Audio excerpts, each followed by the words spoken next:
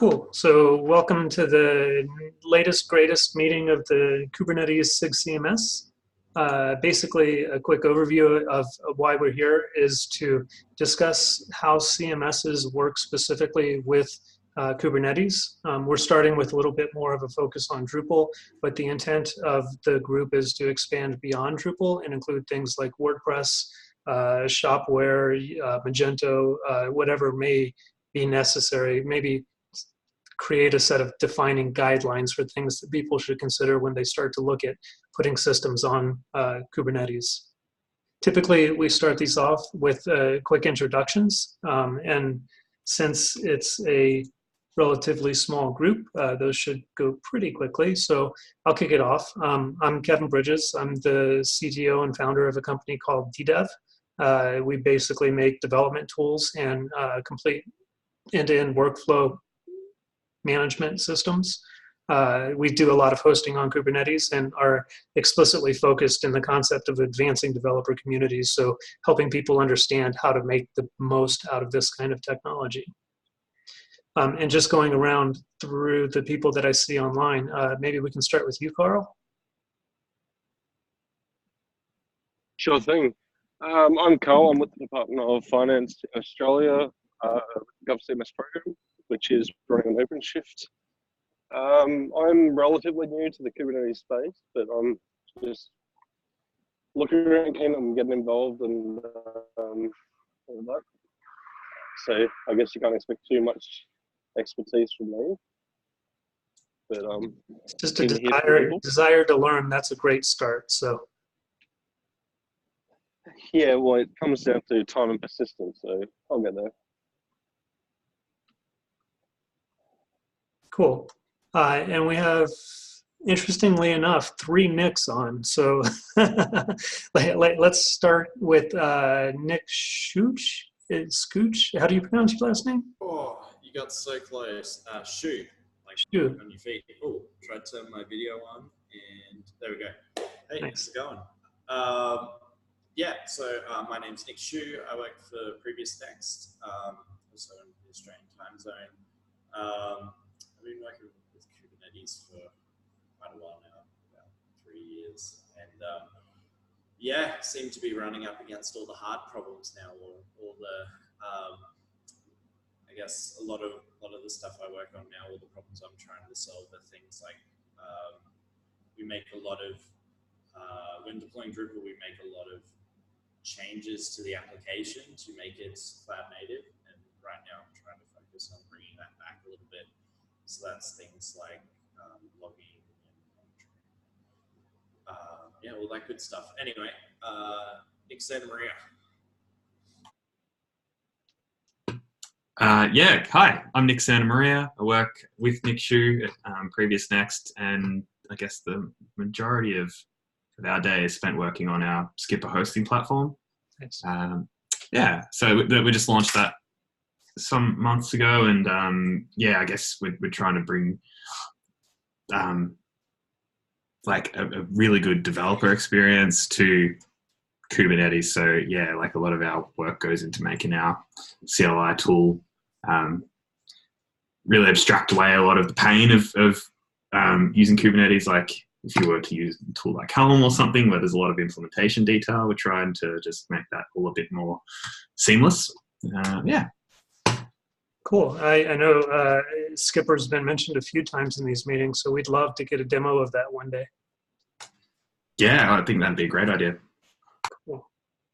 Let's see, going around the room, let's hit the third Nick, since we're on the ends right now. So yeah. Hi, my name is Nicholas Hima. I'm a software engineer at DDEV, and I spend most of my day coding Kubernetes operators and yeah, just trying to build a platform that is as easy to use and robust as possible. Cool. And I think Ellie, you're up next. Hi there, I'm Ellie. It's nighttime here, so it's very dark. I'm also with DDEV. I'm doing marketing management and communications and whatever else needs doing. Cool. And I believe we've got another 303 number on there. I think I know who that is, but can you introduce yourself? Yeah, hi Kevin, it's Teresa Closer, and I work with Kevin, Ellie, and Nick at DDEV, and I also do marketing. Cool. Well, today we're fortunate enough to have Nick joining us to do a little bit of a lightning talk. Nick, do you want to go ahead and just take control, maybe introduce what you're talking about and kick it off? Sure. So I was asked to try to put together a lightning talk based on some conversations that I've had over the past few months about trying to find a path forward for defining a Kubernetes native resource definition for CMSs. So let me just go ahead and share slide deck real quick. All right. It's a little rushed, we'll say. But again, my name is Nicholas Hima, and today I'll try to impart on you a vision of defining a Kubernetes native CMS. There we go. Before I get into that, a little bit about me. I recently graduated UTSA with a bachelor's in computer science. I am somewhat of a self-proclaimed Kubernetes journeyman and a PHP freshman. So if I get some stuff wrong, I'm sorry. And also an active Kubernetes operator developer at DDEV, and was fortunate enough to first be exposed to the world of CMS by working at DDEV and working closely with, trying to build a platform around CMSs. So the particular problem that we face with Kubernetes is that, yes, Kubernetes environments do allow for the flexibility to tie together distributed resources, such as a runtime environment in the form of containers, routing such as services and ingresses, and other components such as databases, file storage, and many other components.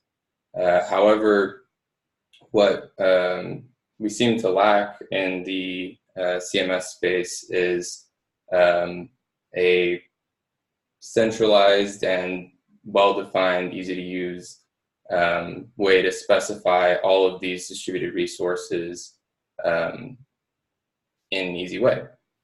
So tools to provide a potential solution for this would be custom resource definitions and operators and controllers to be able to actually implement the actions required to get your cluster or site in a state that you can actually host traffic. A little disclaimer, this talk is focused mostly on like an example CRD definition and not necessarily the logic of the underlying operators and controllers that actually perform all of the actions to make your desired state the actual state. All right. So along these lines, there are three kind of distinct goals for trying to bring together a sort of common paradigm for defining a CMS site in Kubernetes land. The first is flexibility, which should allow for the ability to not have to be tied to a specific vendor or environment. So essentially, you should be able to run your site either locally or on whatever cloud provider you choose. Two would be pluggability, which should allow for you to decouple the configuration of your site as far as, when you're developing it locally versus the configuration of the platform that it runs on and all the resources required to run that site. And then lastly is going to be the reusability, which should allow you to,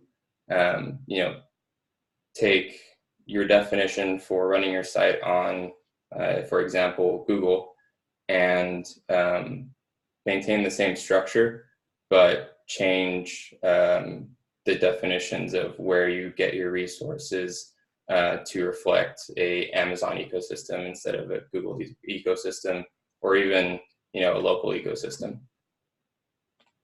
So, as I mentioned before, Kubernetes CRDs and operators do provide a potential solution to the problem, and do also provide the potential to meet those three goals. And this is by utilizing several of the existing Kubernetes paradigms and projects that are out there. So the first one, custom resource definitions.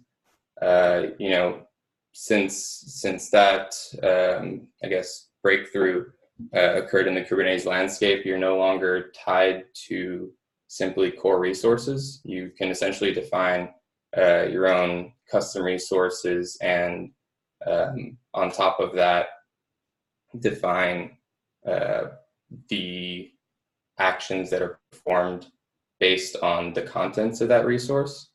So that's a very powerful thing if you think that, as long as you have a way to define something and a set list of steps to, implement it, then really it just comes down to the details. The second one is the provider pattern, which, if you're familiar with large open source projects like KOps or COPS or Terraform, the provider pattern allows for the ability to customize logic based on whatever the provider of said resource you're trying to use. So I'll get a little bit further into that in the next slide and following slides. And then the last one is the Kubernetes application CRD. I won't go over this one too much, but it solves a unique problem of being able to tie resources that kind of comprise an entire application together in a rather neat and succinct fashion. So that's something that could definitely be utilized in trying to come up with a standardized paradigm for defining an entire site. And all these can be used together to help standardize a way of defining and the provisioning process for the required resources of a site, and the specification of a portion of the site's configurations, such as environment variables, or even if you want to inject settings files, then you can also do that. So the example that I'm going to use for this is actually a currently open sourced GitHub repository owned by Press Labs, and this is their WordPress operator. So the reason why I chose this specific example is because it's a already currently in use example that provides definitions, a centralized definition of a multitude of different aspects for a site, chiefly going to be where you would get the source of the code that's going to be running on your site, specifying the runtime environment, such as the container image you'd like to run the code in, which is these two right here.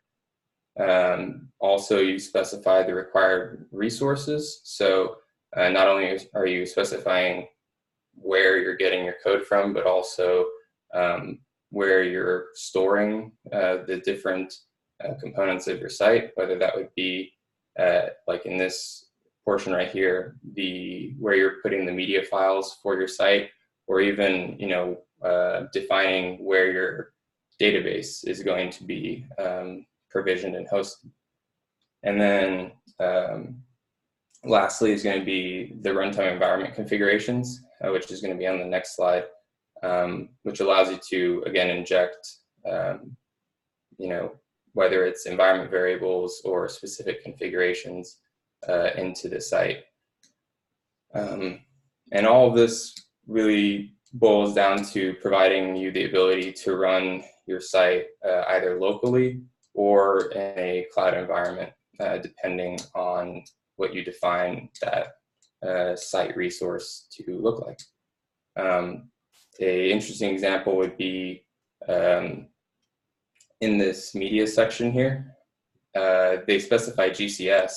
However, going back to the provider pattern, you can also specify AWS if you would like to, or AWS is whatever their block storage implementation is, or the same thing with Azure's. Or if you'd like to, run it in a local volume, then you can always define whatever local volume you want to run it in. So it allows for a very high level of flexibility and configuration. And then going back to the runtime environments, here you can see that this is for your WordPress configurations, and then also your runtime variable configuration and injection. So with this being said, the last thing I kind of wanted to wrap up on was this whole provider pattern. So the reason why this is such a central topic to this, and the topic that I'm going to end on, is because one, it allows for the ability to expand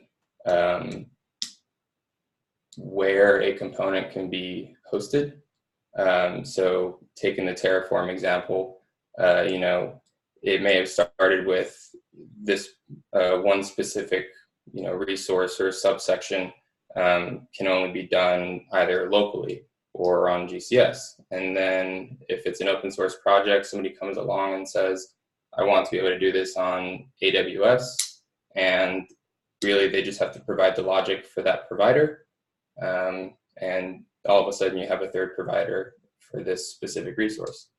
And like I said before, there's multiple components of a site that could utilize this, whether it's the source of a site's code, where the site's files or backups are stored, and lastly, where a site's database is running.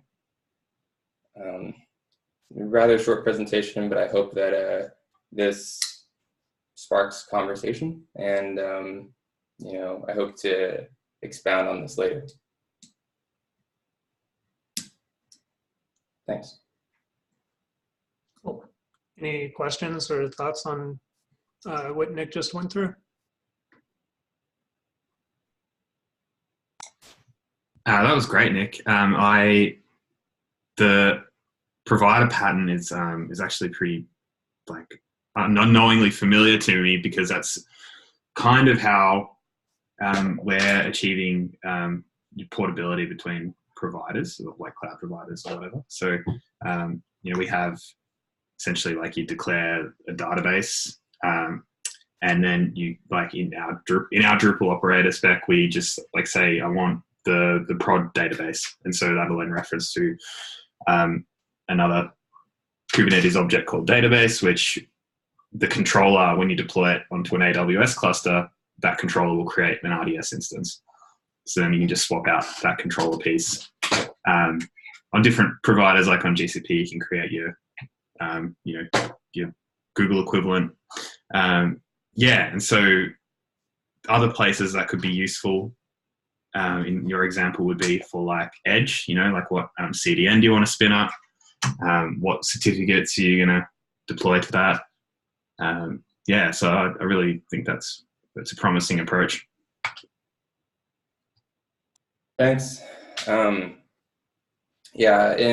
the specific example of the WordPress operator that I was referencing, there's a slight deviation from the decoupling of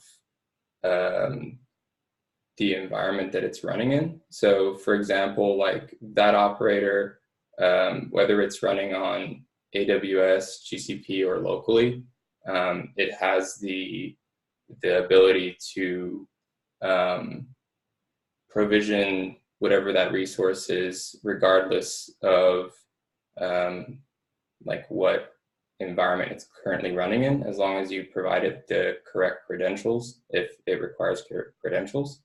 And we, at least in my experience, I've kind of had the same approach you had, where you have a separate controller that kind of manages, whether the provider is AWS or GCP or even locally. So I guess the goal is, to have a standalone operator that can be deployed regardless of the environment. And, as long as that provider is well supported, it can provision or, couple together whatever resources need to be, or that are defined. Yeah. So, yeah, cool. Another question I had was around, I'm not familiar with that WordPress operator, but like where you define the source code, does that then create some sort of build pipeline where it's provisioning the images? So the source code for the Press Labs WordPress operator, it does have build logic baked in. However, I believe their implementation, I could be wrong here, but I believe it actually mounts the code. Yeah, So yeah, right. Okay, that makes sense. Through a true build process.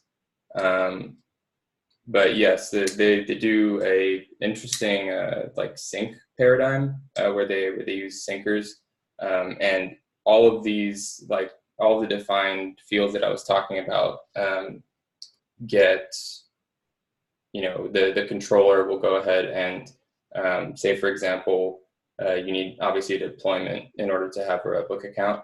So it'll internally, spin up a deployment or spin up the required services or spin up the required ingresses based on the spec of that one centralized CRD. But I do see the potential of even being able to define, if we go with a paradigm like, for example, build packs or some other sort of, commonly agreed on paradigm. Again, if there's more than one, then the provider pattern can work just as well for that.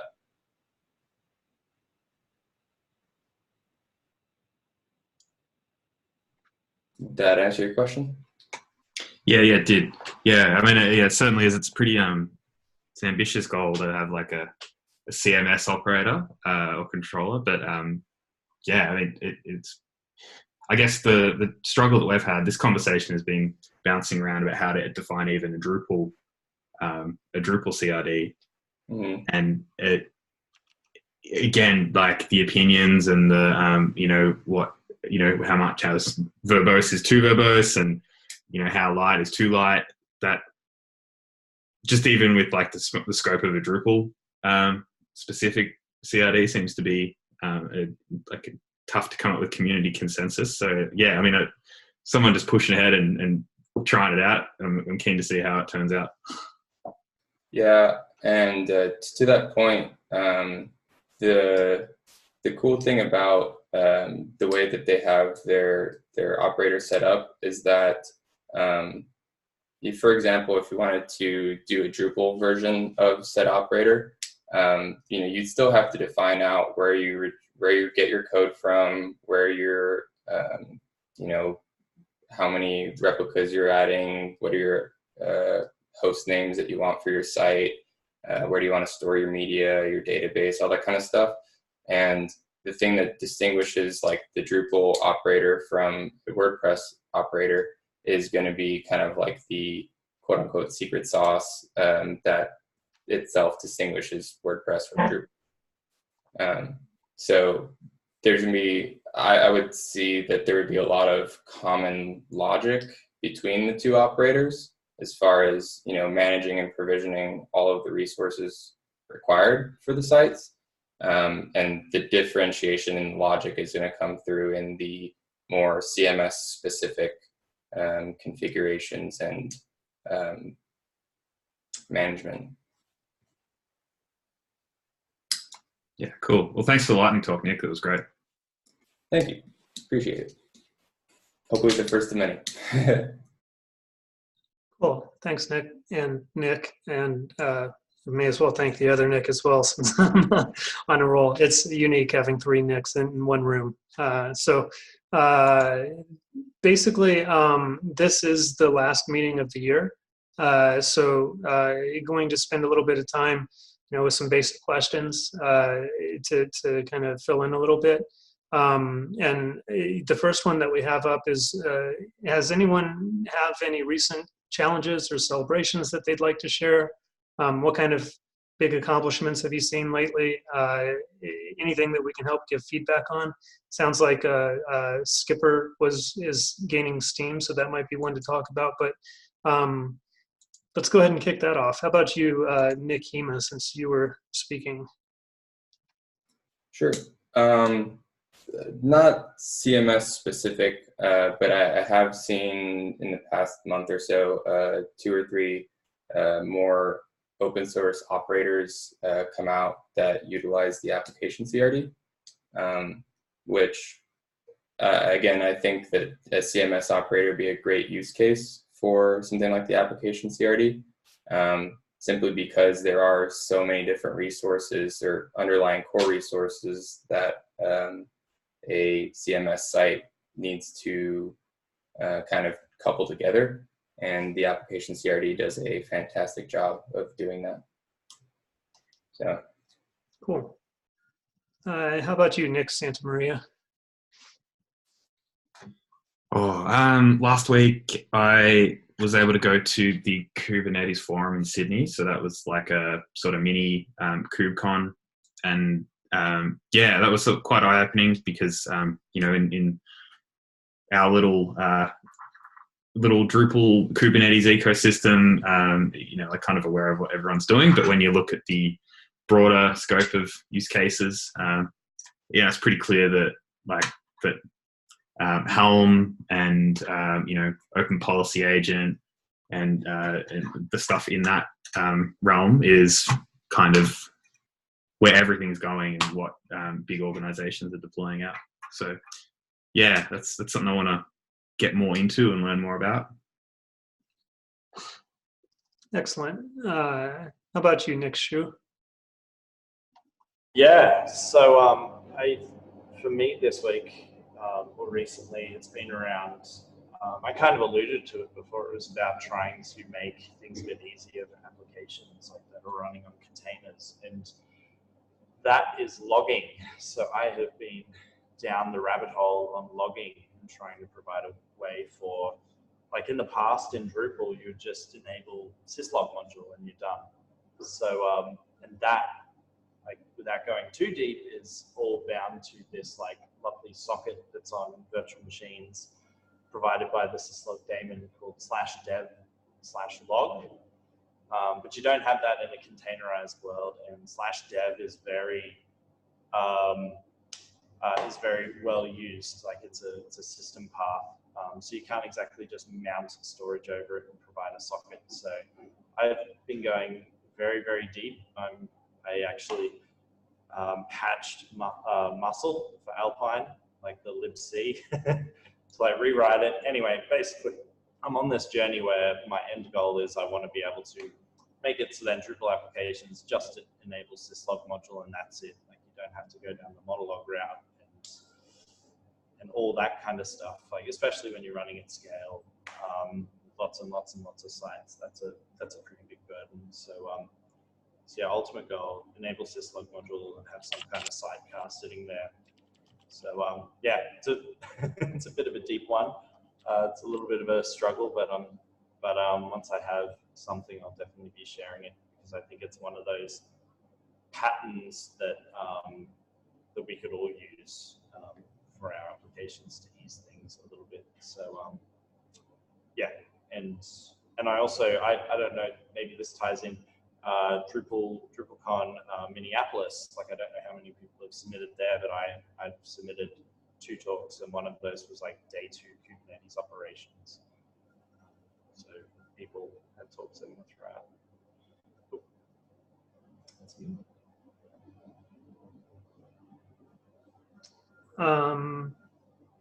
Have a couple of quick comments. Just a quick thank you for changing the time slot so that we can get more people on. We're going to keep doing this relatively frequently. So the idea is every other meeting should be at a later time, and every other meeting should be at an earlier time.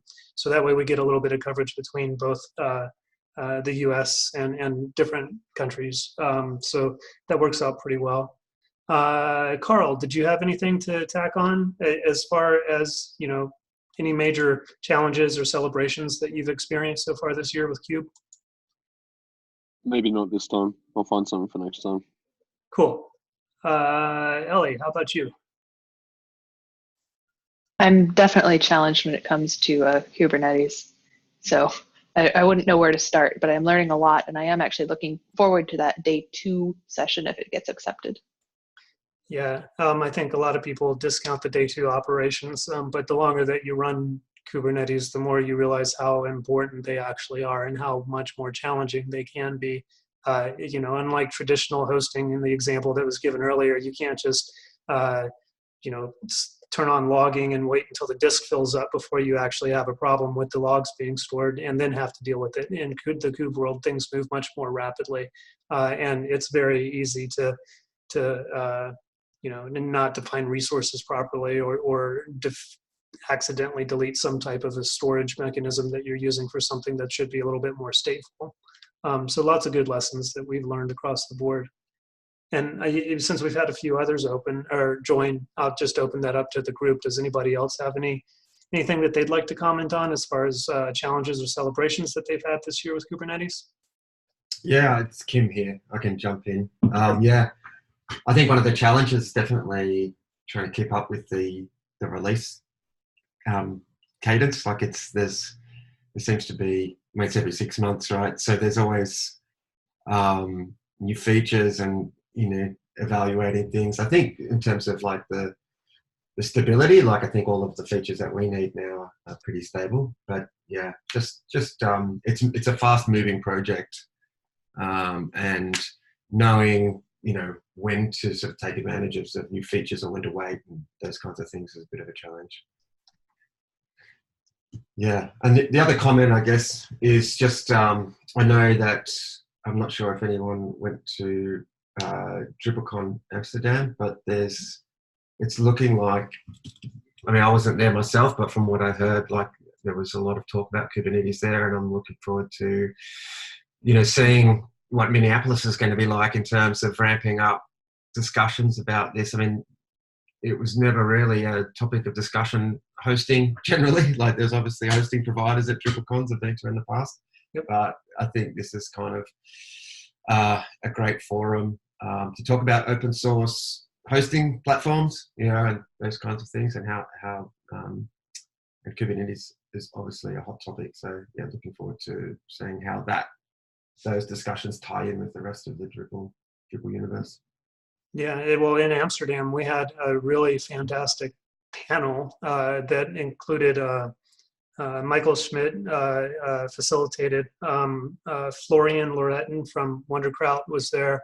I was there. We had a gentleman named Brad Jones from Denver who works with an independent agency that's also running Kubernetes in production. And Thomas, I'm spacing on the last name right now, but from Shoegood, thank you. He was there as well, representing Amazy, I believe. And it was a standing room only conversation.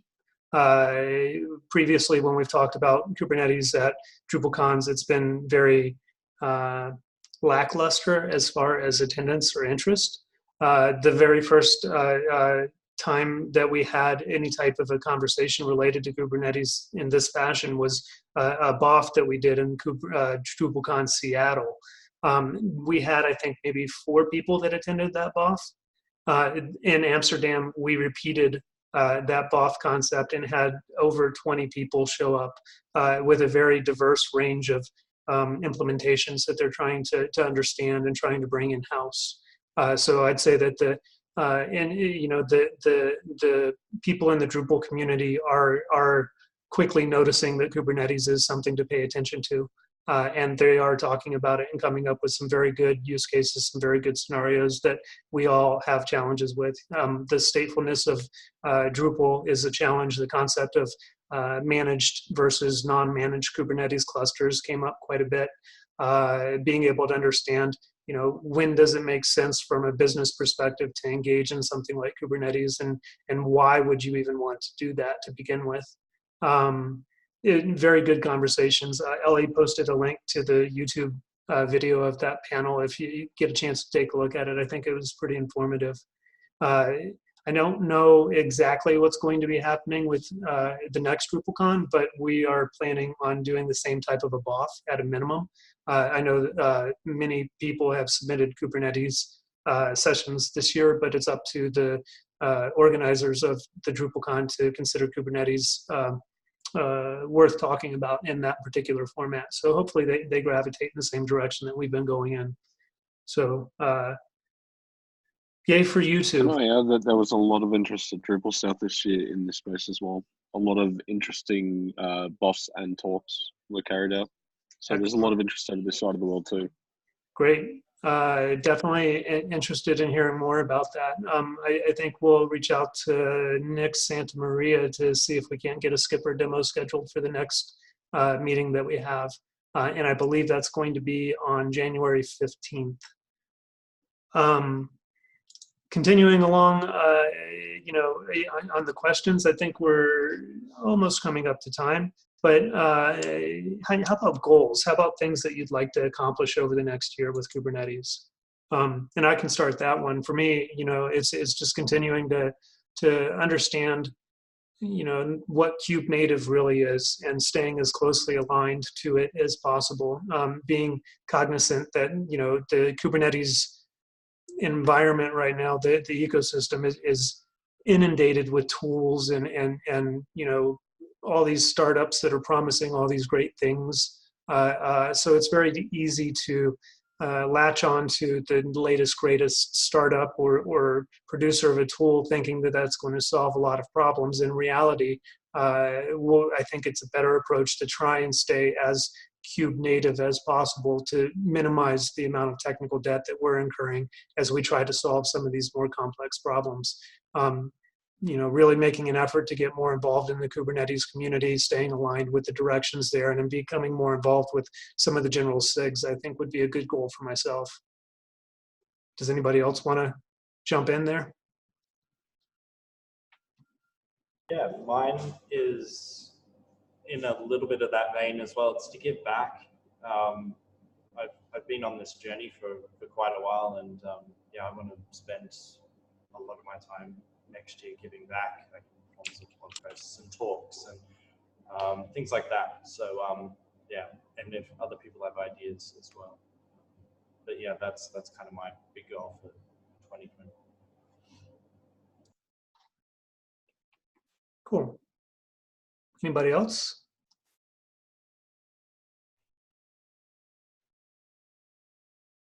Excellent. Well, we'll go ahead and update the meeting notes at the end of this. We'll go through and pull these transcripts in.